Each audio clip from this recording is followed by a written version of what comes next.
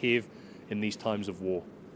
Let's go live now to Brad Bowman, Senior Director of the Foundation for Defense of Democracies. For a bit more on that Ukraine aid bill, 6 months of waiting. What does the passage of this bill, at least in the House, mean for Ukraine? I think this is a big deal. I think this is 6 months later, or several months later than it should have been. But as they say, better late than never. And this really is, I would say, the United States stepping up to its responsibilities to secure its interest and begin to serve once again as the arsenal of democracy.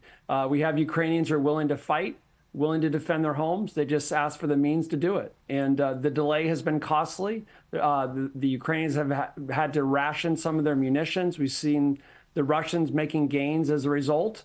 But once the Senate passes this and the president signs it into law without delay, some of the vital weapons and munitions can begin to arrive, as your correspondent said, within days. Some of this is already in Europe and just waiting for this funding to arrive. And it'll start to help the Ukrainians. I agree. It's not a silver bullet. You can kind of view it as a catastrophe avoidance strategy for now to kind of staunch the bleeding, if you will, in terms of forcing retreats. But this is unambiguously good news, I would say, for those who want Ukrainians to succeed and defend their homes against the largest invasion in Europe since World War II.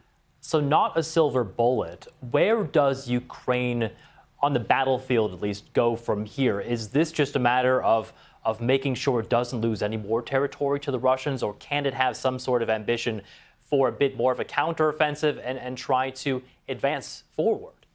It's a great question. You've literally seen Ukrainian infantry losing their lives because they haven't had the artillery support they need because, as I said, the Ukrainians have been rationing shells. And so that will begin to help with some of this. It will help provide some more air defense capacity. We know that Russia has been pulverizing Ukraine's electricity generation infrastructure. So it'll give Ukraine many of the things it needs.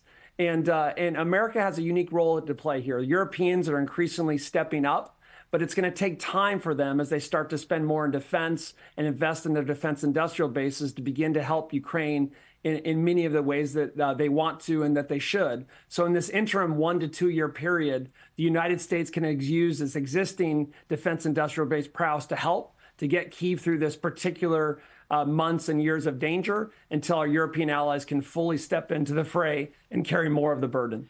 And Brad, looking at this politically in the U.S., it's clear that House Speaker Mike Johnson had something of a change of heart, and he became a supporter of this bill. What do we make, though, of the fact that a majority of Republicans in the House of Representatives voted today against aid for Ukraine? Yeah, no, it's significant. More Republicans opposed the Ukraine bill than supported it. I'd say this is not your father's party of Ronald Reagan. I think that would be the shorthand. And, there were a few amendments offered. One of them was by Representative Marjorie Taylor Greene, Republican of Georgia, who's been kind of a thorn in the side, if I'm being polite, in speakers of the House. She offered an amendment that would zero out the funding for Ukraine. That failed on a vote of 71 to 351. But Representative Kat Cammack, Republican of Florida, introduced another one that would have stripped out some of the non-military assistance. That got more support among Republicans, failing on a vote of 154 to 272.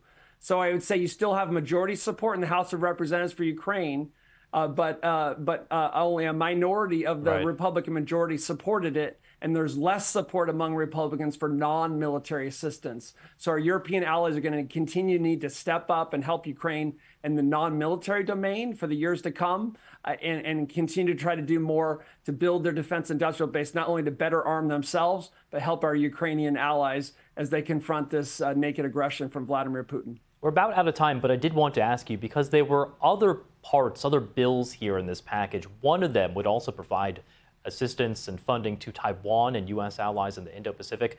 What impact do you think that bill will have?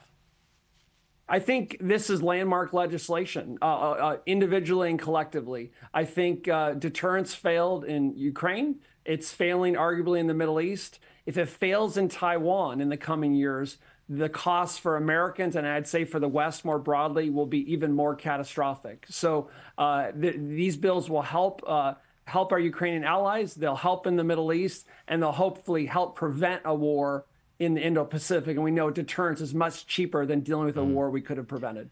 Around $95 billion of American foreign aid in that House bill, likely to pass in the Senate in the coming days. Brad Bowman, Senior Director at the Foundation for Defense of Democracies. Thank you very much. Thank you.